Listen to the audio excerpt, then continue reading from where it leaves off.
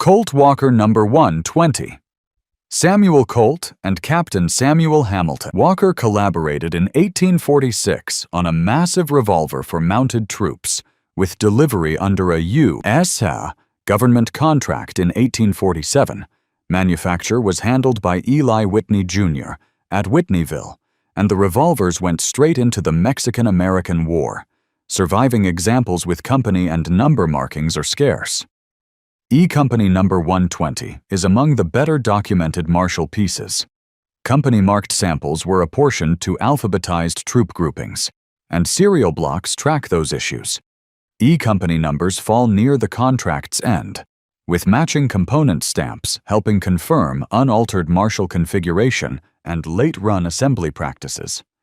The Model 1847, also known as the Walker, pushed the percussion concept hard for its time. Its .44 caliber cylinder could take heavy black powder charges. Its 6-shot layout sat behind a 9-inch barrel, and the complete package weighed about 4.5 pounds.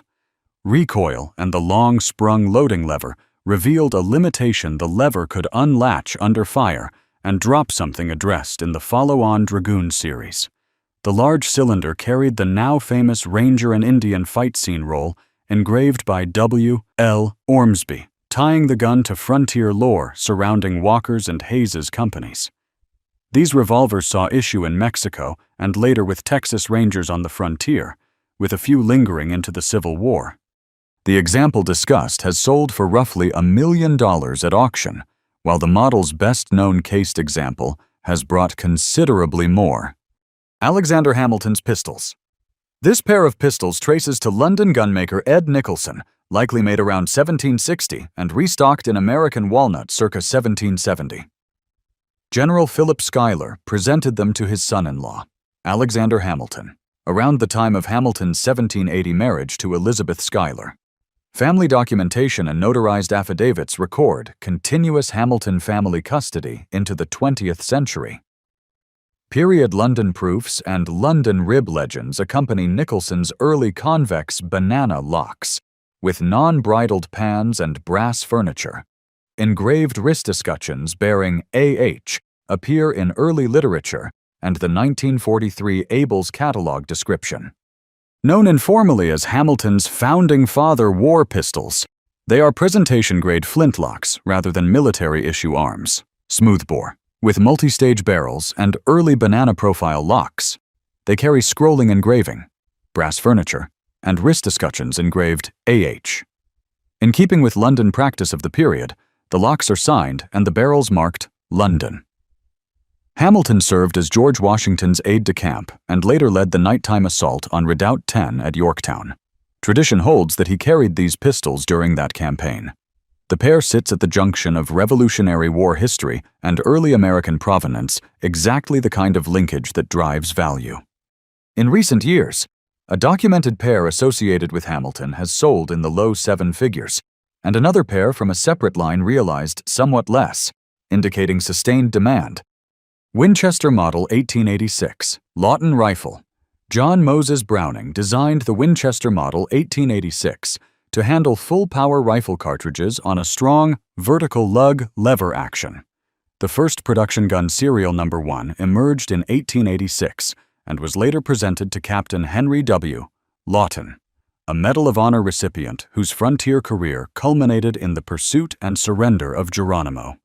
Period inscriptions link the rifle to Lieutenant George E. Albee, a friend and fellow decorated officer with ties to Winchester.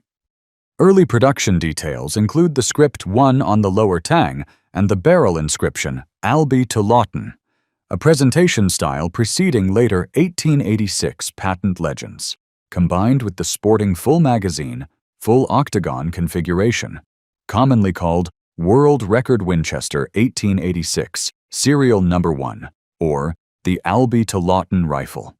It is chambered in .45-70 with a 26-inch full octagon barrel and a full-length magazine. The receiver, hammer, trigger, lever, and butt plate carry case colors, while the barrel and magazine are blued. Early production features include the absence of later patent legends. Stocked in straight-grain American walnut, It shows the sporting configuration that made the 1886 both a serviceable field rifle and a presentation piece. Lawton's military trajectory ran from the Civil War through the Indian Wars to senior commands in the Spanish-American and Philippine-American Wars, where he was killed in action in 1899. The rifle was associated with a gold pocket watch presented by regional cattlemen for the Geronimo campaign, further enhancing the package. When it crossed the block, it set a record for the model at a figure around $1.25 million.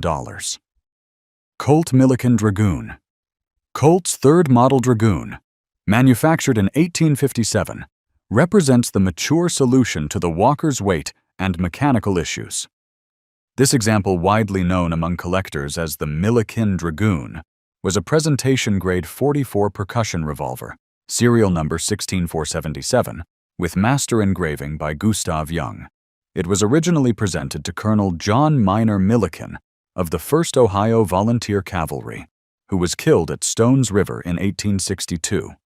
Factory diversion of select third model frames for deluxe builds in 1857 is evident through consistent internal assembly marks and exhibition-grade polish, placing this revolver within a small, purpose-made presentation cohort documented by period ledgers. The piece carries deep scroll work, Young's typical animal head motifs, and hand-engraved Colt markings in lieu of standard rolled dies, silver-plated grip straps, a case-hardened frame, and finely checkered walnut grips match a 9-inch barrel and an engraved cylinder in the Dragoon pattern. The revolver was cased with accessories powder flask, bullet mold, cap tin, and implements consistent with high-level Colt presentations of the period.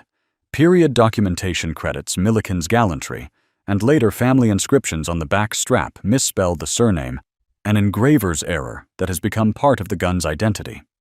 Comparative pieces in the same serial range were presented to high-ranking figures, including European royalty and American officials, which situates the Milliken example within Colt's top tier of the 1850s. It sold for roughly $1 2/3 million, placing it among the most valuable percussion Colts. Colt Model 1847, Danish Sea Captain. Designed in 1846 and delivered in 1847 under the government contract for 1,000 guns, the Walker revolver was intended as a cavalry sidearm with unprecedented power. The cased civilian example, known as the Danish Sea Captain, has become the category benchmark. It carries the long 9-inch barrel, 6-shot .44 caliber cylinder, and the characteristic Ranger and Indian scene. Its case typically houses a powder flask, mold, caps, and tools fitted to the revolver's dimensions, and the nickname derives from long family lore identifying a 19th century Danish mariner as the set's early civilian owner. Also known simply as a Walker Colt, this specimen shows blued barrel and backstrap, a case-hardened frame, and a bright brass trigger guard with a walnut one-piece grip. Serial markings align across major components, and inspector letters appear where appropriate. The Walker's oversized cylinder and 60-grain powder capacity outclassed all contemporaries. The design limitation remained the possibility of lever drop and, with overcharging or poor ammunition, cylinder failure. Walkers saw service in the Mexican-American War with mounted volunteers and U.S. mounted rifles, and many migrated to Texas Ranger companies on frontier duty. Later oral histories connect individual guns to post-war hunting and Civil War use. The Danish Sea Captain sold for a figure approaching $2 million, a record for a Colt percussion revolver and a reference point for the model. Simon Bolivar's Boutet pistols. Nicolas Noël Boutet's Versailles workshops produced presentation-grade flintlock pistols in the early 19th century for military and diplomatic gifting. A cased pair associated with Simon Bolivar surfaced with a case plaque identical in format to one on a presentation shotgun, both given on June 1, 1830, by Manuela Science to Richard Stonehewer Illingworth, an English ally who managed aspects of Bolivar's affairs. The pistols have been widely described as Bolivar's bouteille pair, linked by the plaque and the circle of gifts surrounding the liberator's final year. The case plaque language Manuela Sáenz ofrece una escopeta por haber sido esta del uso del Libertador. Bogotá, junio 1 de 1830. Matches formatting used on companion Bolivar gifts, anchoring date, place, and recipient in contemporary Spanish phrasing. Bouteille's work at this level typically features carved and relief-engraved stocks, chiseled steel mounts, and detailed gold ornament on locks and barrels. As a presentation set rather than service arms, calibers vary among surviving examples.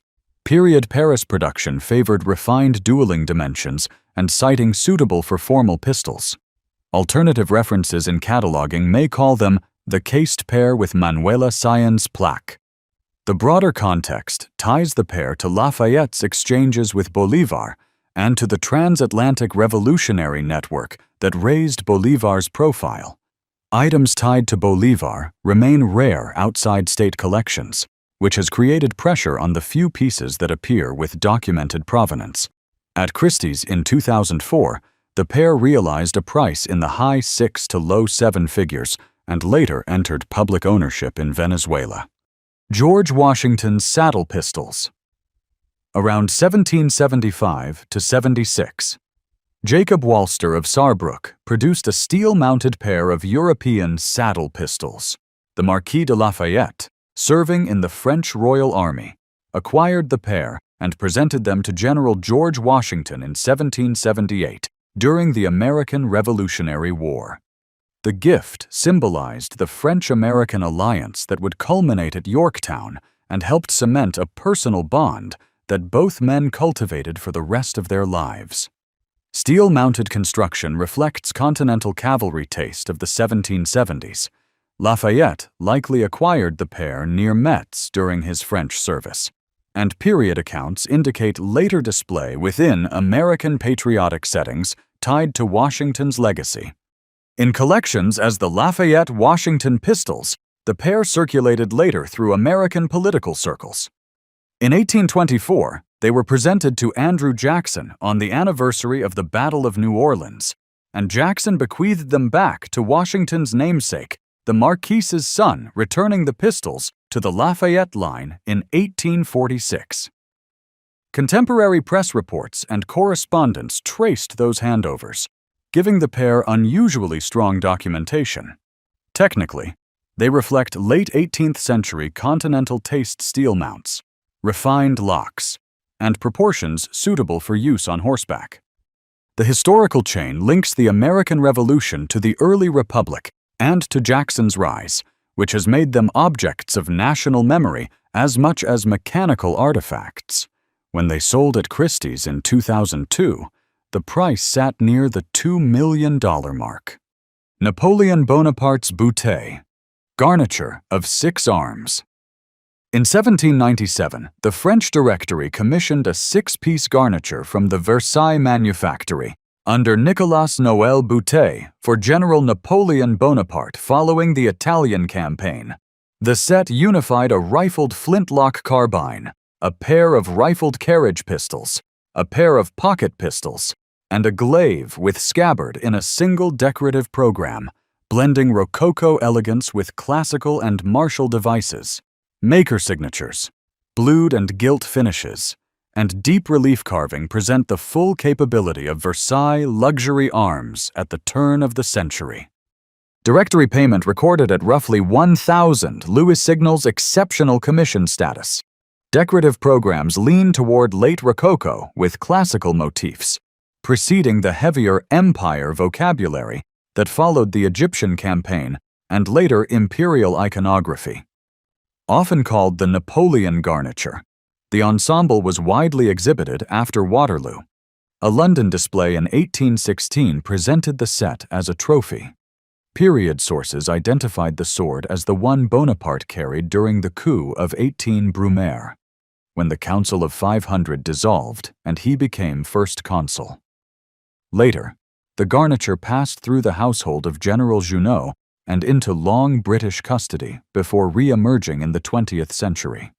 Mechanically, the carbine's rifling, set trigger, and fine sights capture the precision weapon thinking of the era, while the pistols carry complementary rifling and ornament in carriage scale and pocket scale. The glaive's silver-gilt hilt and classical medallions align with the state symbolism that would define the consulate and empire. At auction in 2021, the garniture reached just under $3 million, one of the strongest prices for an integrated historical arms set. Ulysses S. Grant's Remington, New Model Army. Remington's New Model Army entered Union service in 1863 as a robust .44 percussion revolver with a solid frame and easy cylinder removal.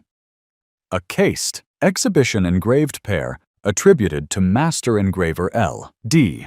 Nimschke and personalized to Ulysses S. Grant surfaced publicly only in 2018, with serial numbers 1 and 2.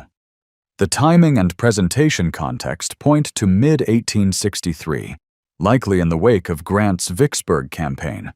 A fitted rosewood case with accessories accompanies the pair, and Nimschke workshop traits punch dot shading, wrigglework borders, and gilt banding appear throughout, aligning engraving vocabulary with other high-profile mid-century New York presentation arms.